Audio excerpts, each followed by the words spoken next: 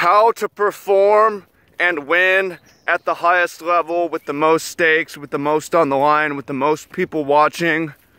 How to win then. It's pretty easy to win at your local game store, your local court, your local, compete with the local squad, the local whatever.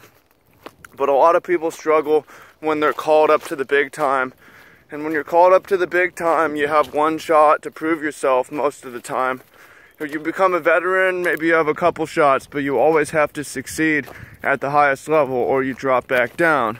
This is something that I've learned in Magic the Gathering, and it applies to all you Magic players who want to succeed, but I think it applies to anyone who wants to succeed at anything, especially if it's competitive, which is just about everything, every career. You can think about it, pro sports and stuff like that, but anything else as well. You have to, as the stakes get bigger, your performance has to get better in order for you to continue moving up, or you got moved back down. Welcome in, much love, Trav here. I'm thinking, what can I do to help today? And I'm thinking, what can I do to achieve my goals this year?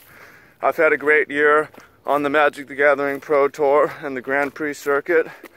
I've had my best year.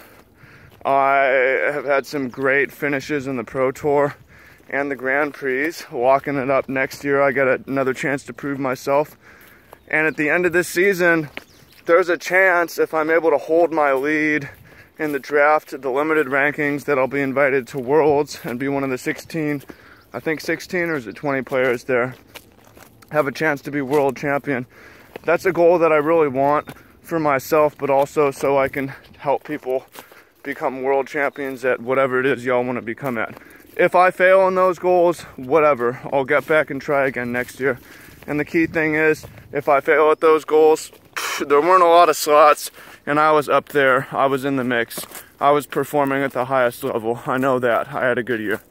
So here's some lessons that I want to share with you about how to do it and make it happen. So the first thing is, a lot of people, this is obvious, a lot of people don't get this though, the competition is a lot higher. When the competition is a lot higher, it means it's going to be more difficult. What you're used to is is not what it's going to be like, right? So you need to train, you need to make your training harder. You know, if it's 12-minute round or 12 one-minute rounds, train 20 rounds, right? If it's do things to make your practice harder, and be aware that there's more team, there's more energy going into the people that you're competing against. You're not just competing against one person, you're competing against a team that assembled 2 weeks before and has been practiced, right? So you have to be ready for that, and you have to, your practice needs to be commensurate with it. The same practice that worked to get there is not going to be the same practice that takes to succeed there and to stay on there. You have to ratchet up, change your lifestyle a bit so that you have more practice, more experience. You have to scrap and reach out to more people to have a better team, better organization, because even for individual sports, it's not about you, really. It's about the coaches that you have and the practice and so on. So that's the first thing to think about, is the competition gets better. So your preparation has to be better. You're going to have to perform better. You're going to have to be aware of that. Duh. Now let's move on to some less obvious stuff. Second, the physical challenge becomes harder. And this is especially true of Magic or any esport or something like that, or I would say even for professional sports, a lot of the times where they'll send you off to some weird location. So, for instance, for Magic, you're used to playing locally, or maybe you go to some bigger open tournaments that are a few hours away, but for the highest level, they might send you off 12-hour time zone change. So now you need to think about how many days you're going to travel in advance, because you don't want to play on no sleep, but the longer you get in early, the more you're sleeping in an unfamiliar place, eating unfamiliar food. You have to have a plan, a workout plan. You have to have a diet plan, because it's not easy when you traveled 15 hours, 12-hour time zone difference, eating and sleeping unfamiliar spots. to compete at your very, very best ever, right? That's not easy to do. So a lot of people undervalue the physical stuff, which I find to be very helpful. Like you have to think strategy, poll people, talk to people. Like, if this is your travel plan, what day should you come in? This is important stuff. What day should your arrival be? Where should you stay compared to the venue? What's the local food gonna be? What are you gonna eat? When are you gonna eat it? How are you going to maintain your diet? That stuff is hard, and that's one of the reasons why people fail, is because they're not ready for that part of the game. It's easy when you have your little routine.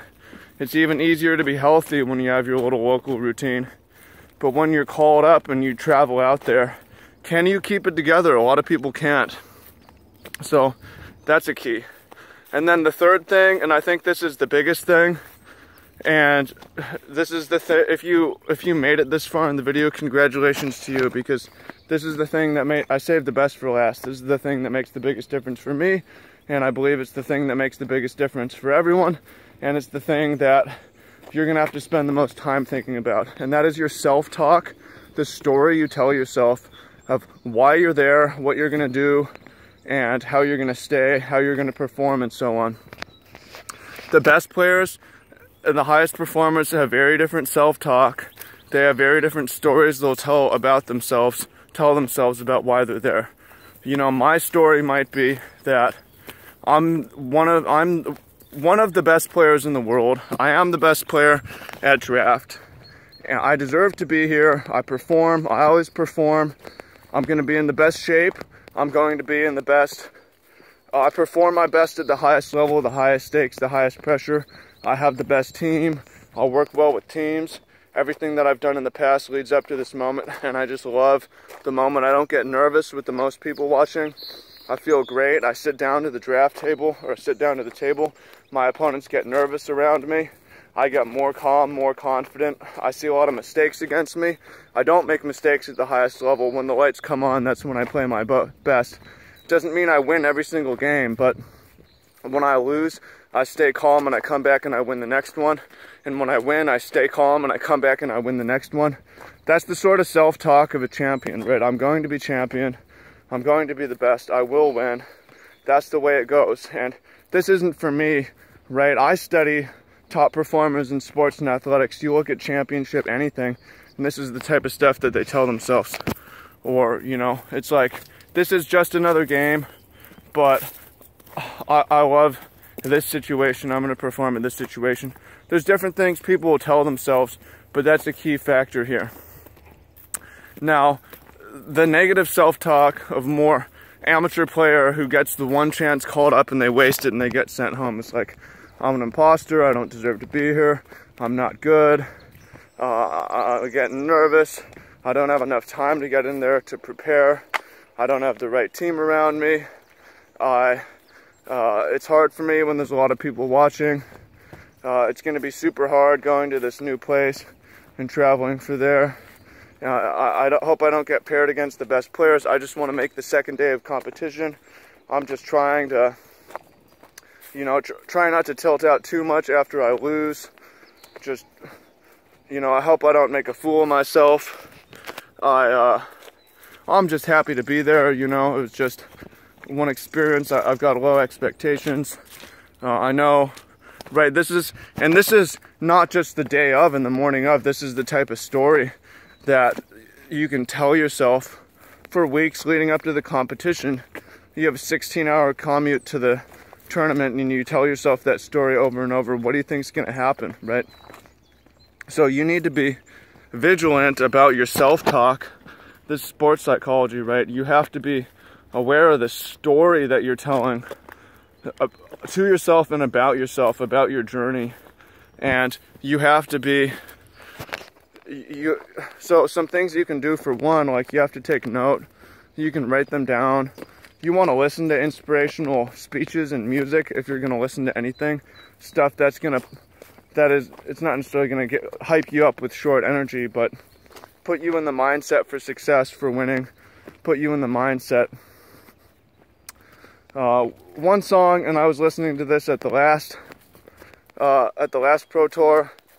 As we had a decent result. We put one of our teammates in the top 8, and I took the lead for Draftmaster, and I had a decent finish, not incredible, but fine. Overall individually, but I had a great performance in draft again.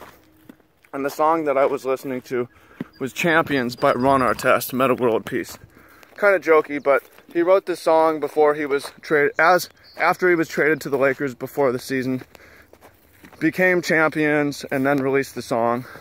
So if you want to know the mindset of how a champion thinks, you should check out that song. And that's just one example, right? You should listen to Arnold Schwarzenegger.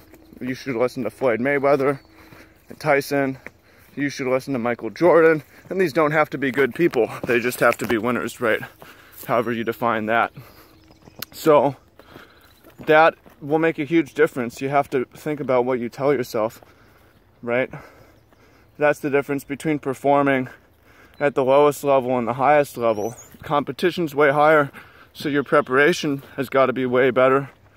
It's usually going to be a physical challenge added on to the mental challenge, and you need to have a good plan for that and prepare for it and be in your best shape so you can handle that. And you need to tell yourself the story of a champion and have champion thoughts and self-talk, and not be a fucking amateur that tears yourself down. Don't do that, right? That's the biggest difference in my opinion, by far. So I hope you find that helpful. Obviously, you want help in magic. You know about the Mastermind coaching program and network. I'm hoping and working on this. Win Draftmaster, become world champion, and then coach professionals who want to be champions in their field outside. So that's the story I'm telling myself. Is it going to happen? You know, sometimes it doesn't happen exactly as you foresee it or you want to foresee it, but from everything that I've seen, visualizing it and talking about it and working towards it makes it more likely to happen than not. So that's my goal, or part of my goal, and teach people how to perform at the highest level. But again, even if I fail on that, I was shooting for the fucking stars. I will land on the moon. I'm on the moon right now, blasting off. So that's lessons that I learned from this year.